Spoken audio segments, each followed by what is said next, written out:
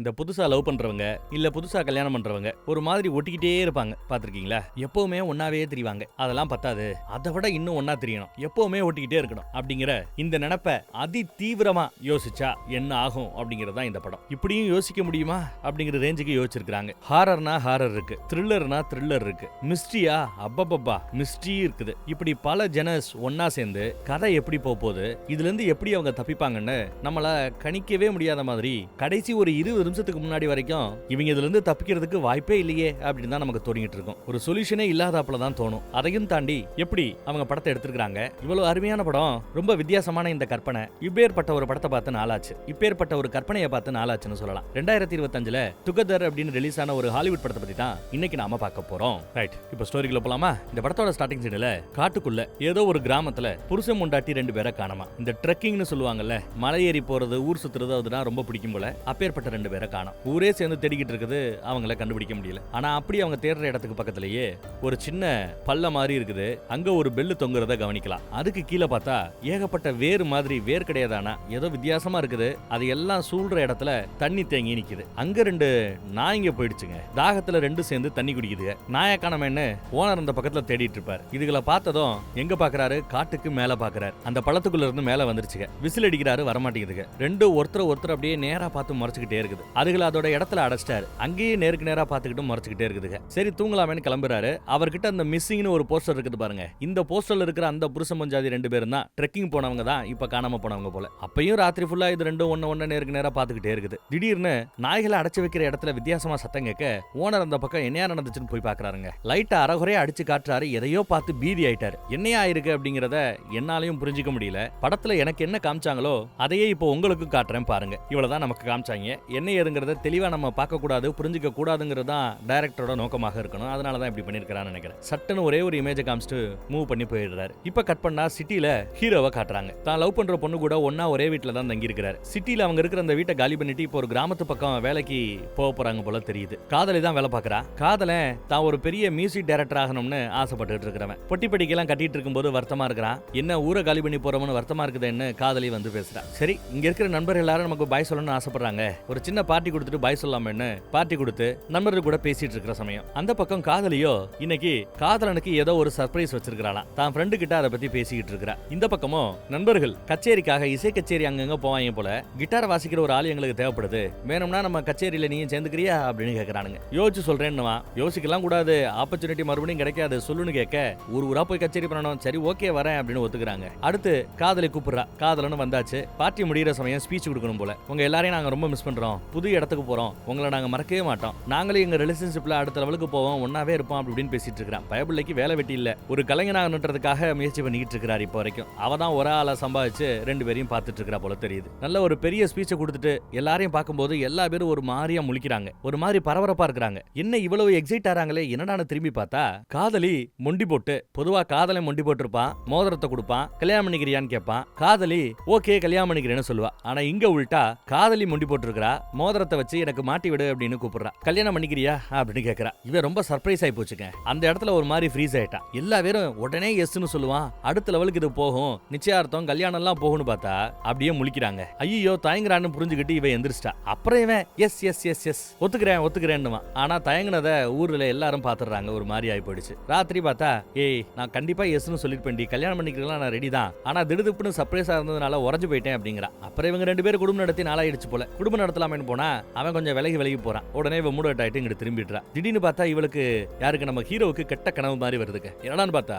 எதுக்கு 2 பேர் உட்காந்து ஓன்னு அழுதுகிட்டு இருக்கிறாப்லையும், அழுதுகிட்டு இருக்கிற அந்த உருவம் இவனுக்கு பக்கத்துல வந்து போரைக்குள்ள வந்து பயமுடுத்துறாப்லையும் தோணும். பார்த்தா இது எல்லாம் கனவு. அப்புறம் அந்த புது கிராமத்துக்கு போயாச்சு. பொட்டி படிக்க எல்லாம் கொண்டு வந்து வச்சுக்கிட்டு இருக்காங்க. எல்லாத்தையும் எடுத்து வச்சிட்டு இருக்காங்க. அப்போ மேல ஒரு லைட் இருக்குங்க. அந்த லைட்டுக்குள்ள ஏதோ சத்தம் கேக்குதுன்னு இவன் அதை போய் நோண்டி உள்ள இருந்து உருகுறான். உருகி எடுக்கும்போது பார்த்தா ஒரு 7-8 எலிங்க வாலெல்லாம் ஒட்டிக்கிட்டு இருக்கிறாப்ல ரொம்ப வித்தியாசமா விகாரமா கிடக்குது. சை கன்றாவையா கிடக்குதுல என்ன ஆயிப்போச்சு அவனுக்கு. எல்லாத்தையும் தூக்கி கொண்டு போய் வீசி எறிகிறான். எலிகளோட வாலெல்லாம் எப்படி ஒட்டிக்கிச்சுன்னு தெரியல. பட் மொத்தமா செத்து போயும் கரண்ட்ல ஷாக் அடிச்சு போய் கிடந்ததுனால என்ன எதுங்கிறத நம்ம பய கவனிக்கல. அடுத்த ஸ்கூல்ல வேலை பார்க்கறா. ஸ்கூல்ல ஒருத்தர் அறிமுகமாகறாரு. நம்ம ஹீரோயினோட புது வீட்டுக்கு பக்கத்து வீட்டுக்காரர் தான் போல. சோ பக்கத்து வீட்டுக்காரர் இவர். ஸ்கூலை பத்தி எல்லாம் எடுத்து சொல்லிட்டு இருக்காரு. 2 பேரும் நல்லபடியா பேசுறாங்க, பழகுறாங்க. ஓகே. இந்த பக்கம் தூங்கலாமான்னு கூப்பிட்டா பயபுள்ள வேலை இருக்குங்கிறான். சரி ஓகே நான் படுக்க போறேன்னு அவன் தனியா தான் படுக்க போயிருப்பான். அடுத்த நாள் காலையில எந்திரிச்சு 2 பேரும் சரி ஒரு வாக்கிங் போவோம், புது இடமாச்சேன்னு ட்ரெக்கிங் கிளம்புறாப்புல இவங்களும் வாக்கிங் கிளம்புறாங்க. கொஞ்சம் தூரம் நடந்து போனாங்க. ரொம்ப தூரம் போறாப்புல இருக்குன்னு பார்த்தா டப்புனு முடிஞ்சு போயிடுது. என்ன முடிஞ்சு போயிடுச்சு பாரு. ஆமா, இது என்ன பெல்லு கிடக்குதுன்னு ஒரு பெல்ல கவனிக்கிறாங்க. அப்புறம் பார்த்தா அந்த பெல்லு கண்டினியூவா அடுத்துன்னு ஒரு பாதையை காமிக்கிது போய்கிட்டு இருக்குது. வழியெல்லாம் மாற மாட்டோம், வழி ஃபுல்லா பெல்லு கிடக்குது,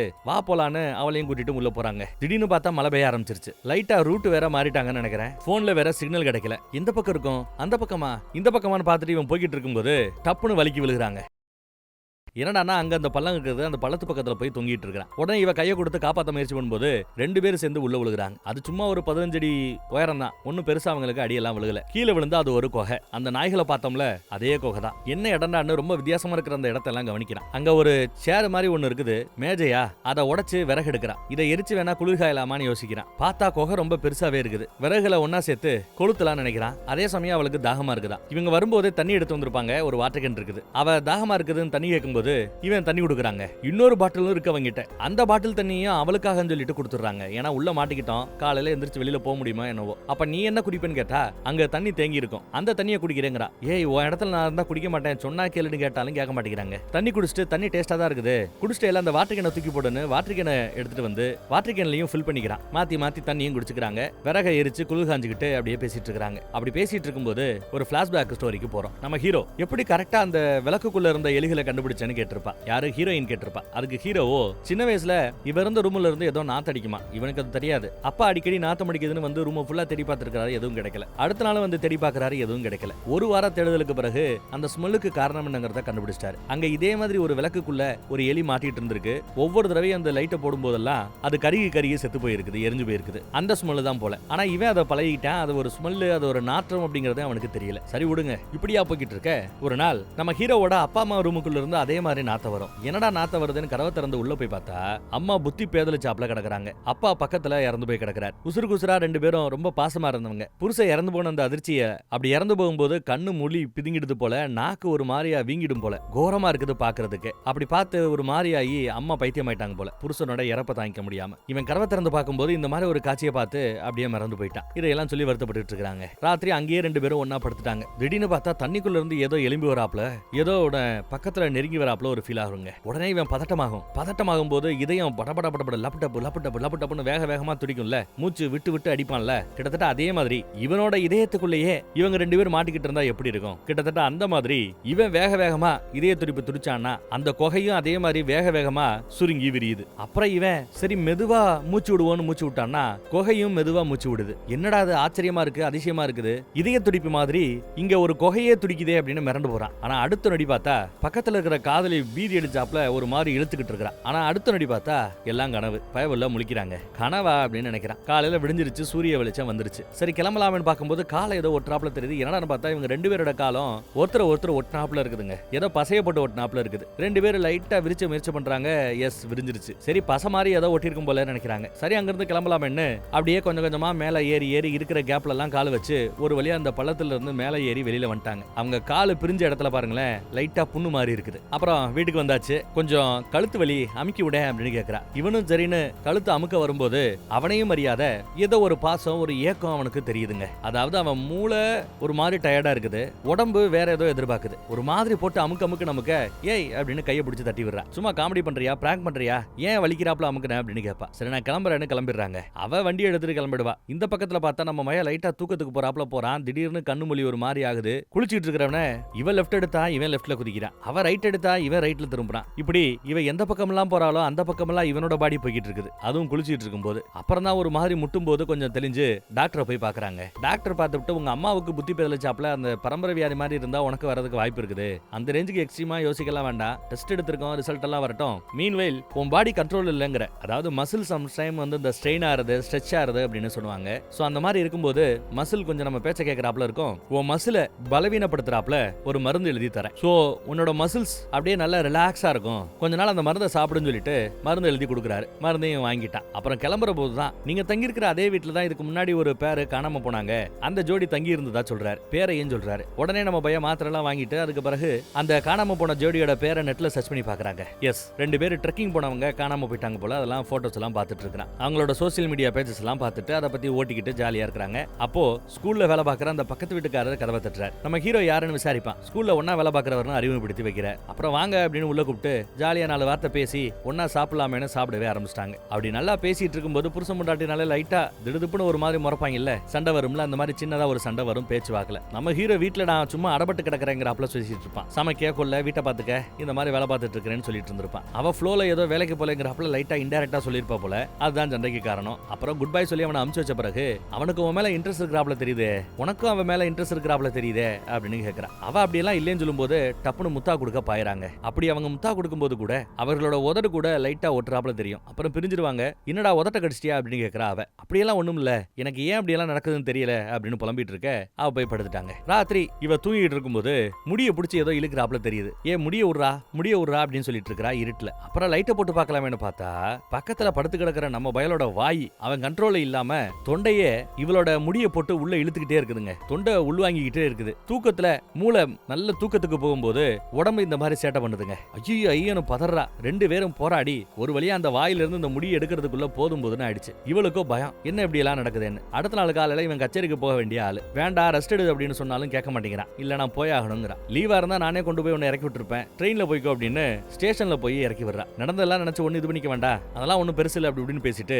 அவன் கிளம்புறாங்க. இவன் இங்க இருந்து தூரமா போனதுமே இவனுக்கு உடம்பு சரியில்லாத மாதிரி ஆகுது. படபடப்புக்குது. ஒரு மாதிரி பாடி அவன் கண்ட்ரோலே இல்ல. அவளை தேடி போகணும்னு தோண வைக்குது. அதே சமயம் ஸ்கூல்ல கிளாஸ் எடுத்துட்டு இருக்கும்போது ஒரு பொண்ணு ஏதோ டிராயிங் வரைஞ்சிட்டு இருக்கா. அந்த டிராயிங் நல்லா கவனிங்க. 2 நாயை ஒட்டினாப்ல ஒரு டிராயிங். அந்த நாயோட ஓனர் அந்த ஓனரோட பொண்ணா இருக்குமோ, அதான் வீட்டுல இருக்கிற நாய் அந்த மாதிரி டிராயிங் வரைஞ்சிருக்காளோ தெரியல. அதை நம்ம ஹீரோயின் பார்த்துட்டு என்னது இது ரொம்ப கன்றாவியா இருக்குதுன்னு பார்த்துட்டு இருக்கா. இங்க பார்த்தா பைத்தியம் பிடிச்சாப்ல படு வேகமா ஸ்கூல்ல நோக்கி வரான். இங்க இவ தான் ஃப்ரெண்டு கிட்ட அவனை வச்சுக்கலாமா இல்ல பிரேக்கப் பண்ணிக்கலாமா, நல்ல பையனாச்சே, அதெல்லாம் ஓரளவு தேரியா வருவான் அப்படி இப்படின்னு சொல்லிட்டு ஃப்ரெண்டே வேணாம் கழட்டி விடுன்னு சொன்னாலும் இவ கேட்க மாட்டேன்னு இருக்கா. அதே சமயம் ஸ்கூல்ல நோக்கி வரதை பார்த்துக்கிட்டு அவ ஒரு மாதிரியா இருக்கிறத பார்த்துட்டு அவசரமா அவனை தள்ளிட்டு ஆண்களுக்கான பாத்ரூம் உள்ள கூட்டிட்டு போறான். ஒரு மாதிரி டயர்டா வரான். என்னடாச்சு உனக்கு, என்னடா ஒரு மாதிரியா வந்து நிக்கிறேன்னு கேட்கும்போது டப்பு நம்ம முத்தா கொடுக்க ஆரம்பிக்க பதிலுக்கு இவளும் முத்தா கொடுக்க ஆரம்பிக்கிறா. அப்படியே பாத்ரூம்குள்ளேயே குடும்பம் நடத்த ஆரம்பிச்சிட்டாங்க. அப்புறம் பார்த்தா அவங்க 2 பேரும் பிரிய முடியலங்க. பிரிய முடியாம ஸ்டக் ஆகி மாட்டிக்கிட்டு இருக்காப்ல இருக்குது. திடீர்னு பார்த்தா வெளியில யாரோ கால் நிக்கிறாப்ல இருக்குது. யாரோ பாக்குறாங்க போல. யாருன்னு பார்த்தா ஒரு சின்ன பையன். ஏதோ பேய் சத்தம் கேக்குதுன்னு நினைச்சிட்டு இருக்கிறான் போல. அவன் கிளம்பி போன பிறகு மறுபடியும் பிரியறதுக்கு முயற்சி பண்றாங்க. ஒரு மாதிரி போராடி அந்த வேலை ஒரு வழியா விலக்கி விட்டுட்டு பிரிஞ்சிடறாங்க. பயங்கரமா வலிக்கும் அவனுக்கு. ஐயோ அப்படின்னு கத்த போகும்போது வாயை பத்திக்கிறாங்க. அடுத்து யாரா வந்திருக்கான்னு பார்த்தா அந்த பக்கத்து வீட்டுக்காரர் தான் வந்திருக்காரு. இவன் மட்டும் வெளியில வருவா. என்ன திடுதுப்புன்னு பாய்ஸோட பாத்ரூம் பக்கம் வந்திருக்கிறேன்னு கேட்கும்போது அவளோட காலில் கொஞ்சம் பிளட் வடிகிற பார்த்துட்டு ஐயோ பீரியட் ஸ்டார்ட் ஆயிடுச்சு போல, சாரிப்பா எப்பா நீ போப்பா அப்படின்னு அந்த பையனை அனுப்பிச்சிட்டு அவங்களும் கிளம்புற சமயம் ரைட்டா அவரு கரெக்டா அந்த பாத்ரூமை விட்டு வெளியில போகும்போது பாப்பாரு இவன் காலை தூக்கிக்கிட்டு அந்த கக்கூஸ் மேல உட்காந்துட்டு இருந்தவன் காலை இறக்குவான். இப்ப யாரோ பையன் உள்ள இருந்திருக்காங்க இவர் பார்த்துட்டாரா பார்க்கலையாங்கிறது தெரியல. ஆனா அவர் பார்த்துட்டாப்ல இந்த அம்மா நினைச்சுக்கிட்டு அவர் எதுவும் தப்பா நினைச்சுப்பாலும் வீட்டுல வந்து ஒரு பெரிய சண்டை நடக்குது. சண்டையை போட்டு பக்கத்து வீட்டுக்காரர்கிட்ட போய் நிக்கிறாப்ல. அவர் பெல் எல்லாம் வச்சிருக்காரு. பெல் அடிக்கணும். காலிங் பெல்லுக்கு சுவிட்சம் கோம்ல அந்த மாதிரி எல்லாம் கிடையாது. கயிறை பிடிச்சி அடிக்கணும் போல. பக்கத்து வீட்டுக்காரர் தான் வராப்ல. ஒரு நிமிஷம் சாரிங்க இந்த மாதிரி ஆயிப்போச்சு அப்படின்னு வருத்தப்பட்டு சொல்லிட்டு இருக்கிறார். அவர் திடீர்னு அழுக ஆரம்பிக்க ஏன் அழுகுறீங்க வாங்க உட்காருங்கன்னு சமாதானப்படுத்தி பேசிட்டு இருக்கிறாரு. குடும்பம்னா சண்டை சச்சரவெல்லாம் இருக்கத்தான் செய்யும். அதையெல்லாம் தாண்டி நீங்க ஒன்னா வருவீங்க செய்வீங்கன்னு ஒரு அட்வைஸ் போட்டுக்கிட்டு இருக்கிறாப்ல. ஒரு கிரேக்க புத்தகத்துல ஸ்டார்டிங்ல மனிதர்களை கடவுள் அந்த கிரேக்க கடவுள்கள் எல்லாம் படைக்கும் போது 4 காலு 4 கைகளோட படைச்சாப்லையா. ஆனா இடியின் கடவுள் ஜியூஸுக்கு மனிதர்கள் சக்தி வாய்ந்தவர்களாக வந்துருவாங்களோ அப்படின்னு பயம். அவங்க கடவுள்கள் மேல யுத்தம் பண்ண கூடாது, அவங்களுக்குள்ளேயே அடிச்சுக்கணும்னு முடிவு பண்ணி தான் 4 காலு 4 கைகளோட ஒன்னா இருந்த அந்த மனுஷ உருவத்தை 2ஆ பிரிச்சு ஒரு ஆளை ஆணுன்னும் ஒரு ஆளை பெண்ணுன்னு படைச்சாரு. அப்புறம் நமக்குள்ள அடிச்சுக்கிட்டு இருக்கிறதுக்கே போதுன்னு இருக்குது. இதுக்கு பிறகு எப்படி நாம கடவுளை எதிர்த்து யுத்தம் பண்ண முடியும்? இதுக்காகத்தான் கடவுள் இந்த மாதிரி படைச்சாரோ என்னவோன்னு பழைய கதை எல்லாம் பேசிட்டு இருக்காங்க. அப்புறம் நீங்க மட்டும் தான் தனியா இருக்கிறீங்களா அப்படின்னு கேட்க இல்ல ஃபர்ஸ்ட் நாங்க 2 பேர் இருந்தோம், ஒன்னா சேர்ந்து தான் இந்த இடத்த வாங்கணும். அப்பெல்லாம் உங்க ஏஜ் தான் எங்க 2 பேருக்கும். அடிக்கடி பிரச்சனை வரும், அடிக்கடி சண்டை போட்டுட்டு இருப்போம். அப்புறம் ஒரு கட்டத்துல நல்லா போய்கிட்டு இருக்கும்போது திடுதுப்புன்னு பிரிஞ்சிட்டோம் அப்படின்னு வருத்தப்பட்டு சொல்லிட்டு இருக்காரு. சரி இவர் பேசிட்டு இருக்கிறது யாரை பத்தி அப்படின்னு யோசிச்சா அங்க ஒரு போட்டோ இருக்குங்க. போட்டோல 2 பேரும் ஒன்னா இருக்கிறாங்க, ஒன்னா மீன் பிடிக்கிறாப்ல போட்டோ போஸ்ட் கொடுத்துருக்காங்க பாருங்க. இவங்க 2 இருந்தா லவ் பண்ணிட்டு இருக்காங்க போல தெரியுது. அப்படியெல்லாம் ஒன்னா இருந்துமே ஒரு கட்டத்துல பிரிய வேண்டிய சூழல் வந்துருச்சு அப்படின்னு வருத்தப்பட்டு பேசுவார். அதுக்குள்ள இங்க ஏதாவது நடக்கும்னு தப்பா நினைச்சுக்கிட்டு நம்ம ஹீரோ அங்க ஜன்னல் வழியா எட்டி பார்க்க ஐயோ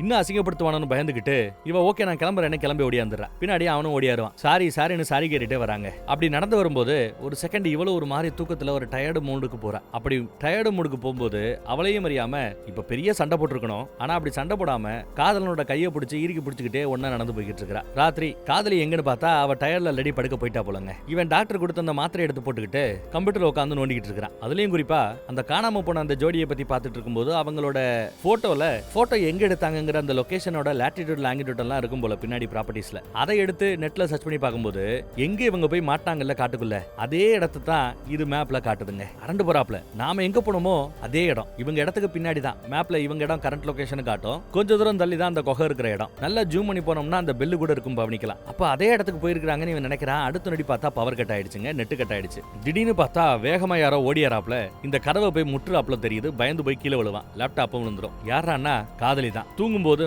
மூளை நல்லா ரிலாக்ஸ் ஆயிடும். பாடி கண்ட்ரோல் இல்லாம தூக்கத்தில் நடக்கிறாப்ல என்னன்னு தெரியல வந்து மோதி நிக்கிறா. இவன் லெஃப்ட் போனா அவ லெஃப்ட் போறா, இவன் ரைட்டு போனா அவ ரைட்டு போறா. இவன் மேல எக்குவான், கட்ட வரல நிக்கிறாப்ல எக்குவாங்க. அவ உயரம் கம்மி, ஆனாலும் இவனோட உயரத்துக்கு அவளோட பாடி மேல மூவ் ஆகுது. இந்த பக்கம் பார்த்தா காலு தரையிலேயே இல்லங்க, தரையிலேயே இல்லாம மேல மூவ் ஆகுது. டிகுடுன்னு அடிக்குது பாருங்க. பாடியே அந்த கதவை உடைச்சிடும் போல. இவனும் அதுக்கு பயந்துகிட்டு கதவை திறக்க கரெக்டா பொத்துன்னு மேல வந்து விழுவா. தூக்கத்துல தான் இருக்கிறா. தூக்கத்துல இருந்து எந்திரின்னு உழுப்புன பிறகுதான் எந்திரிக்கிறாங்க. எந்திரிச்ச பிறகு என்னடா பண்ற என்ன நீ அப்படின்னு கேக்குறா. அடைப்பாவி நீ என்ன பண்ற அப்படின்னு கேட்டுட்டு அப்புறம் ரெண்டு பேரும் உட்காந்து பேச ஆரம்பிக்கிறாங்க. மோதினதுல மூக்குல கொஞ்சம் ரத்தம் வந்திருக்கும். பேப்பரை வச்சு அடைச்சு வச்சிருக்கா. ஏதோ ஸ்ட்ரெஸ்ல அப்படி ஆயிப்போச்சு அப்படிங்கிறா. இங்க பாரு, தூக்கத்துல நடக்கிற வியாதியோ இப்படி கோரமா நடந்துக்கிற ஆளு நீ கிடையாது. பர்ஃபெக்டா ஆல் ரைட்டா இருந்த நீ இப்போ என்னை விட மோசமான மனநிலைக்கு வந்திருக்கிற. தூக்கத்துல நடக்கிற சம்திங் இஸ் ராங். ஏதோ எனக்கு தப்பா இருக்குது. அதே மாதிரி இதுக்கு முன்னாடி இங்க ஒரு ஜோடி காணாம போனாங்கன்னு சொன்னேன்ல, அவங்க காணாம போன இடமும் நாம அந்த காட்டுக்குள்ள போய் அந்த குகையில மாட்டினோம்ல, அந்த ரெண்டு இடமும் ஒரே இடம் மாதிரி தெரியுது.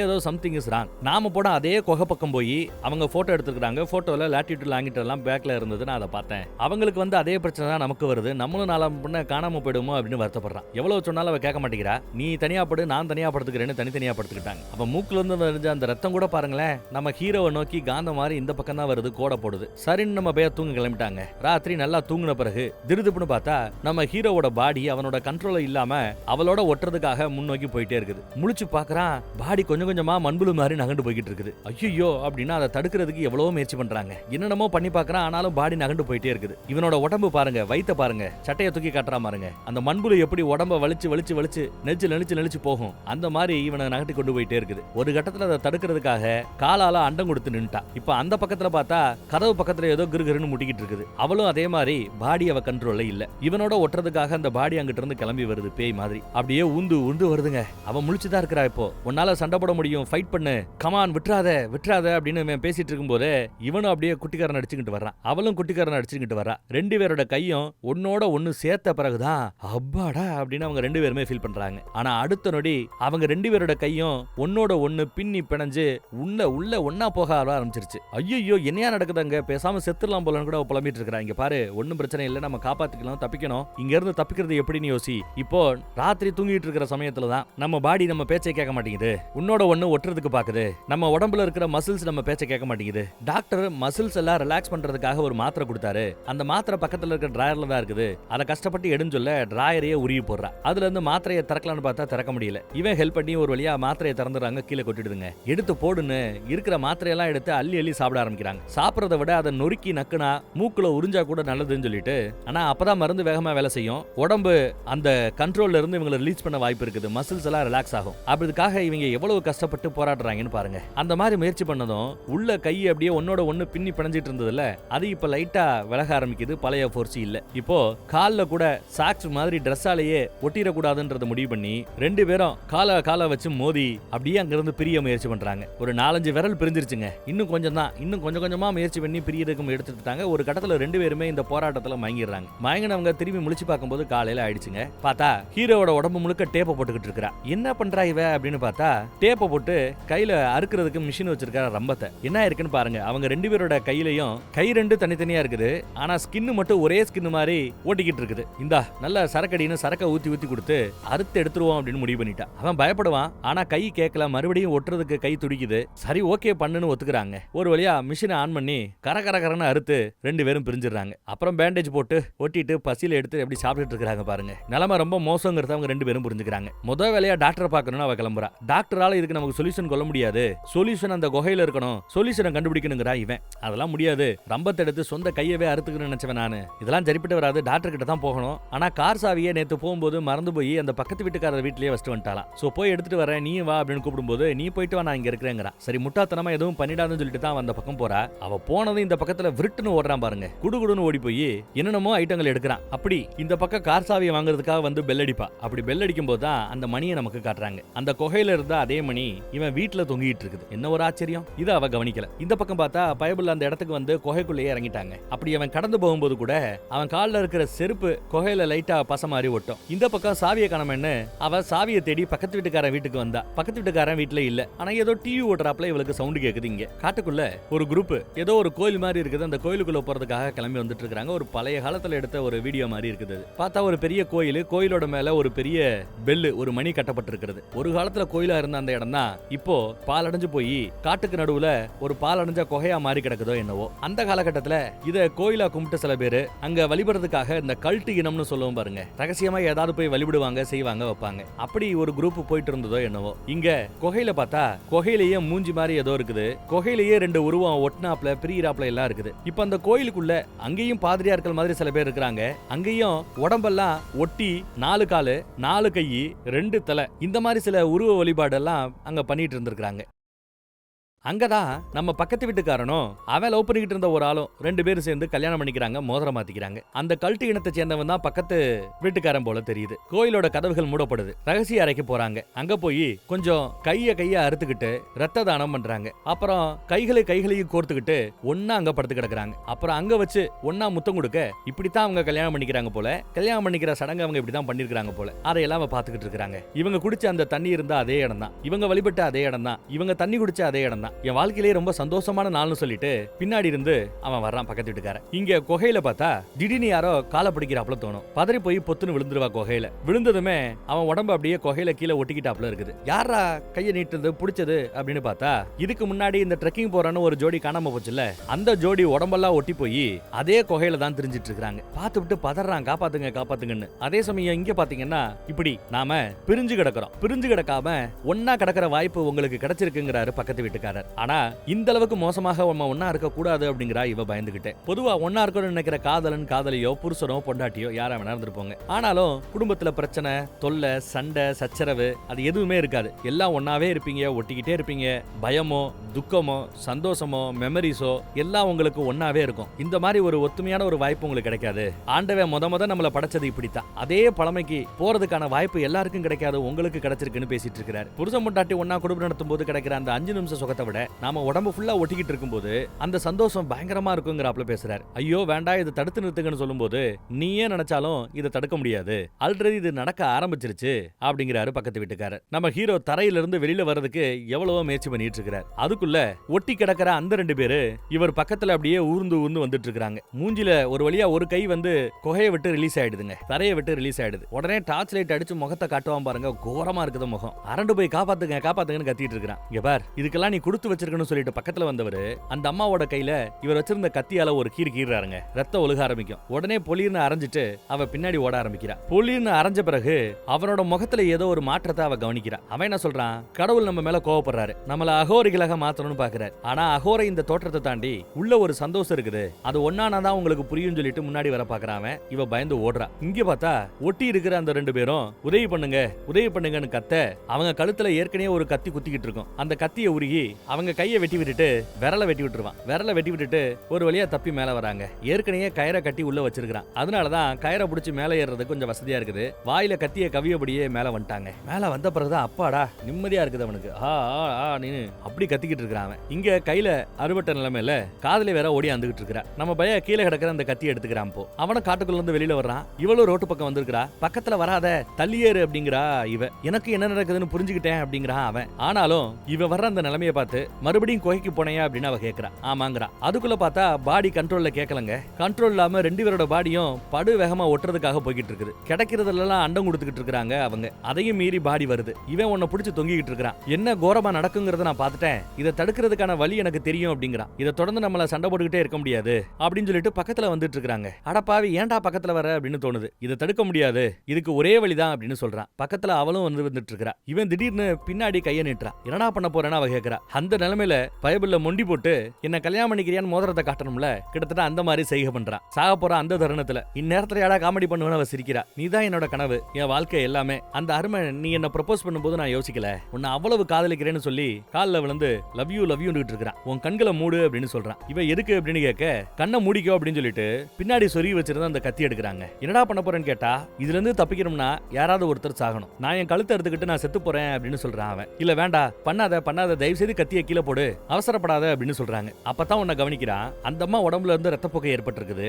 அந்த ரத்தம் கீழே வந்தது இவ உடம்புல அப்படி ஏறி மேல வருது பாருங்க. அந்த ரத்தம் இவளுக்கு ஆல்ரெடி அடிபட்டு இருக்குது. ஐயோ அப்படின்னு பார்த்து பதறதுக்குள்ள அவன் மயங்கி கீழே விலக போறா. என்னாச்சு அப்படின்னு பார்த்தா கையில அறுபட்டது ரத்தம் போயிட்டே இருக்குது. கண்ட்ரோல் இல்லாம ரத்தம் போய்கிட்டு இருக்குது. உசுறு போக ஆரம்பிக்கிறதுனால அந்த உடம்புக்கு பழைய பலம் இல்ல, அதனாலதான் உடம்பு தளர்ந்து போச்சு. இப்ப மறுபடியும் இவங்க ஒட்டிக்கல. மடியில கிடக்கும் போது கூட இவங்க ஒட்டல. நான் சாக போறேன், என்னால உணர முடியுது, ஏகப்பட்ட ரத்தம் போயிடுச்சு அப்படின்னு வருத்தப்படுறா. இல்ல எந்திரு அப்படின்னு உசுப்பிட்டு இருக்கிறான். யாரோ ஒருத்தர் செத்தாதான் இந்த பிரச்சனையில இருந்து வெளியில வர முடியும்னா நீ ஏன்டா அவசரப்பட்டு கழுத்துல குத்த போற?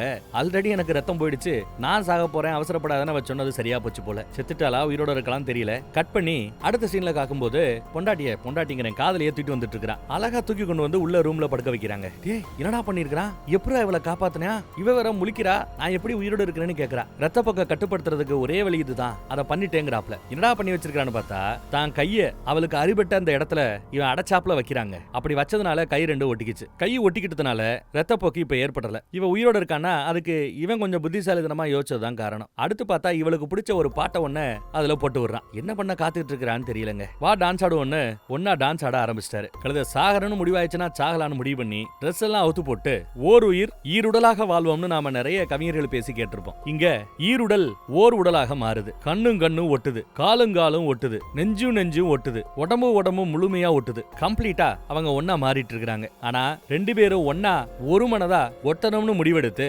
ஒத்துமையா ஒட்டிட்டாங்களோ என்னவோ தெரியல. இப்ப கட் பண்ணா இவங்க வீட்டுக்கு ஒரு கார் வந்து நிக்குது. காதலியுடைய அப்பா அம்மா இவங்களை பாக்குறதுக்காக சண்டே வரேன்னு சொல்லியிருந்தாங்க. சண்டே வந்துட்டாங்க. இங்க பார்த்தா காலிங் பெல் இல்ல. காலிங் பெல்லுக்கு பதிலா இந்த மணியை தான் தொங்க விட்டுருக்காங்க. நம்ம ஆட்கள் மணி அடிச்சுட்டு காத்துட்டு இருக்காங்க. உள்ள இருந்து பொண்ணு வரும்னு. கதவை திறந்தா பொண்ணு தாங்க கதவை திறக்கிறா. ஆனா நல்லா உத்து பார்த்தா தெரியும் அந்த முகத்துக்குள்ள நம்ம ஹீரோவும் இருக்கிறது. இப்படி எந்த வீடுகள்ல எல்லாம் பெல்லு தொங்குதோ அந்த வீடுகள் எல்லாம் அவங்க ஓர் உடலா மாறிட்டாங்கன்னு அர்த்தம். பக்கத்து வீட்டுக்காரரோட வீட்லயும் இதே தான் நடந்திருக்குது.